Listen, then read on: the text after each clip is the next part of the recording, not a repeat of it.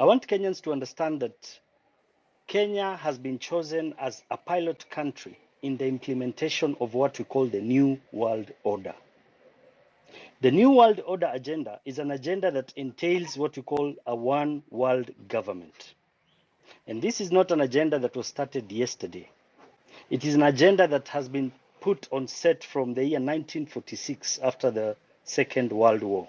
Immediately after the Second World War, on the 13th of February in 1946, the UN formulated what we call the UN Charter with one goal. And the entire goal was to break down sovereignties of all countries and build what we call a one world government. During that time, let me just take you through so you understand, and I'll reach the ID so that we understand where we're going as a country, because we seem to look at things at the face value, but without us understanding the root cause of our problems, I don't think we'll find a fundamental solution. So from the 1940s and 50s, this agenda was spearheaded by a group of billionaires named called the Bilderberg Group. The Bilderberg Group are the richest families in the world. Name them the Rothschild, the Rockefellers, the House of Lorraine, the Habsburgs, all of them. And towards 1970s, they formulated and rebranded into a group known as the World Economic Forum. That was in 1971. The World Economic Forum is a forum that is spearheaded by a German economist called Klaus Schwab. And this is the mother organization that is spearheading this New World Order agenda. And remember, this is the same organization that the group has taken full control of this country we call Kenya. You know, we have to speak as it is for us to understand where we are going, where we are, and where our problems began. The World Economic Forum works with, in subsidiary with the other Bretton Woods institutions such as the IMF and the World Bank. Together with them, spearheading the health agenda is the WHO and the United Nations. So these people had an agenda from the 1940s to build a world with a one government. When I talk of a one government, I'm talking of one military, one president, one currency, one system, judicial system, military system, to build one where the center of command will be under one leadership. So in this Africa we're talking about, I don't know how we got to this point where now Kenya has become the prototype for all these implementations. All these shenanigans and things you are seeing, all these policies and implementations that are being brought forward ever since the KK government got into office are all spearheaded and pushed to us by these globalist organizations. Number one, their biggest agenda is to depopulate the whole world. They are very clear in their agenda, and they say for the implementation of the New World Order, the first thing they have to do is to reduce the number of people on Earth from a number of about 8 billion to a maximum of 500 million to 1 billion people. And how do you do that? So their first implementations was things to do with food and agriculture. And that is why you'll notice most of the implementations and policies that are being implemented in this country from Uhuru Kenyatta's time were policies to do with health, food and agriculture, and land.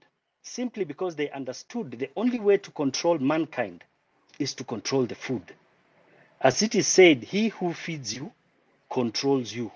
So how are they able to manage, how are they able to control our food supply and our food agricultural practices?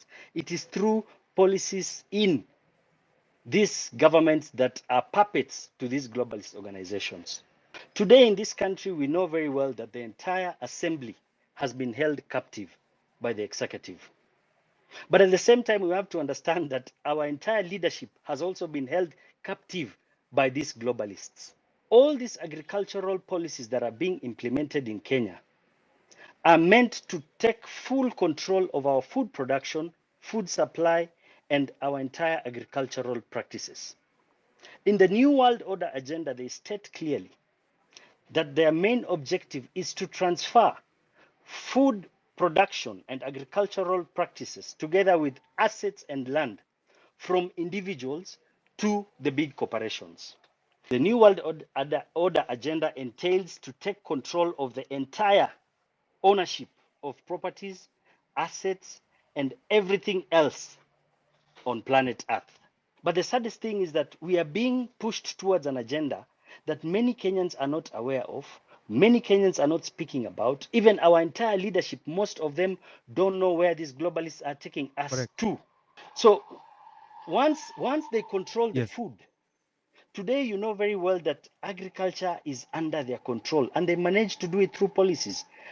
And this policy started during Uhuru Kenyatta's time, where they brought policies to do with seeds, where you cannot share seeds, and they allowed these multinational globalist organizations such as DuPont, Cargill, Monsanto.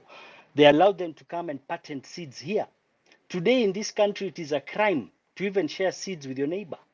Today in this country, it's a crime to use seeds that are not patented. And remember, most of these GMO seeds that were being implemented to plant and to consume are what we call terminator seeds. In the essence that once you use that seed, you cannot replant it in the next season. So what does that mean? It means if you need to plant in your next season, you must go back to them and they'll sell it to you at your price, and they can decide whether to sell it to you or not. So actually, Eric, their main objective is to take full control and transfer agricultural land and practices from individuals to these globalist organizations. And that is why I'm glad you understand the issue of this new affordable housing agenda. It's an agenda that no Kenyan can really explain, because this agenda is not a Kenyan agenda. I'll tell you with confidence that even the plans and the drawings for these projects of the new housing agenda were done by the IMF and these globalist organizations. And their main objective is, most of it is coming under the social panel, but their main objective is to compensate those people who are going to lose their land in the rural and urban areas. Many at times, and Kenyans, this is a time where we have to be listening to what our leaders say.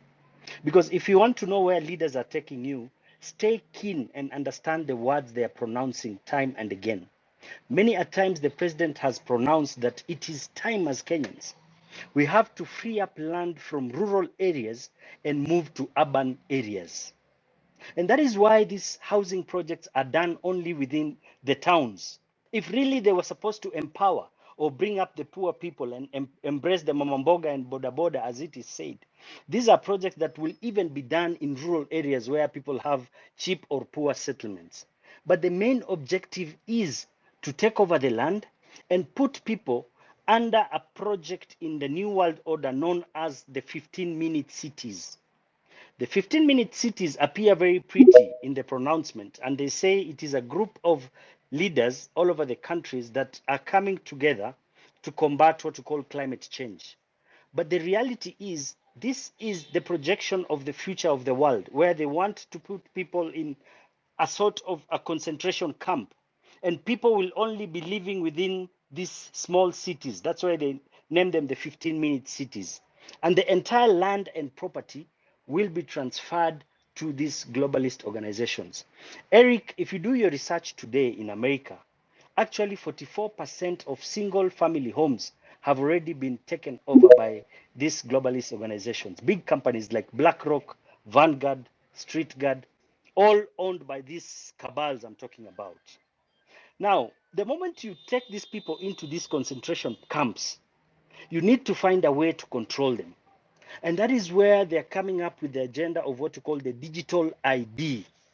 Let me tell you, Eric, printing an ID, ever since you were born in this country, issuance and printing of IDs is one of the easiest job a government can do. But you'll agree with me, for the last 2-3 years, this activity has hit a snag, and it has been intentional, simply because they are gearing towards the launching of what we call the digital world ID. The president himself pronounced and said that very soon we will launch digital IDs, and these digital IDs will be free. Now, these digital IDs, their main objective is for total control of mankind. And the worst of it all, the digital IDs come handy because of the introduction of the new world currency, which are called the central bank digital currencies.